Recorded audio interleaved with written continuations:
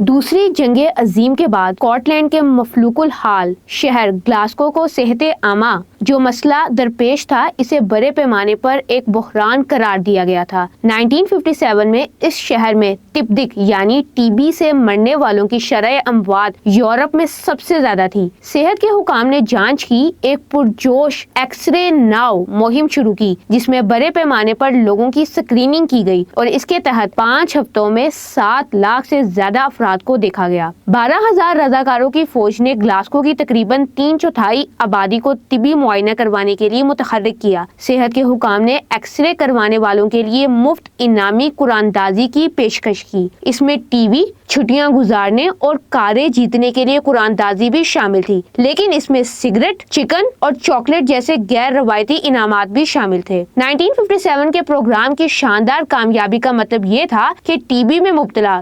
2,369 افراد کی تشخیص کی گئی اور ان کا علاج کیا گیا، لیکن گلاسگو یونیورسٹی کی زیر قیادت ایک نئی ریسرچ نے اس مہم کے وسیع تر فوائد بتائے۔ محققین نے پایا کہ جہاں اسکریننگ پروگرام نے شہر میں ٹی بی کو بڑے پیمانے پر پھیلنے سے روکا، وہیں اگلے 5 سالوں میں ایک اندازے کے مطابق 4,599 کیسز کو روکا گیا، جس سے بے شمار جانیں بچ گئیں۔ گلاسگو یونیورسٹی میں عالمی صحت عامہ کے پروفیسر پیٹر میکفرسن نے کہا کہ انہیں امید ہے کہ 1957 سے سیکھے جانے والے اسباق آج بھی ٹی بی کے خاتمے کی کوششوں میں مدد کر سکتے ہیں، کیونکہ یہ بیماری اب بھی دنیا بھر میں ایک سال میں 12 لاکھ سے زیادہ افراد کی جانیں لے رہی ہے۔ تاریخی طور پر جو کچھ کیا گیا اس سے ہم بہت کچھ سیکھ سکتے ہیں۔ یہ ایک حقیقی عوامی کوشش تھی۔ لوگ اپنے پڑوسیوں کی مدد کرنے کے لیے تیار تھے، کیونکہ اس وقت شاید ہر کوئی اپنے پڑوس میں کسی ایسے شخص کو جانتا تھا جو ٹی بی سے متاثر تھا۔ گلاسگو میں تیز رفتار جانچ یا اسکریننگ کے پروگرام میں مجموعی طور پر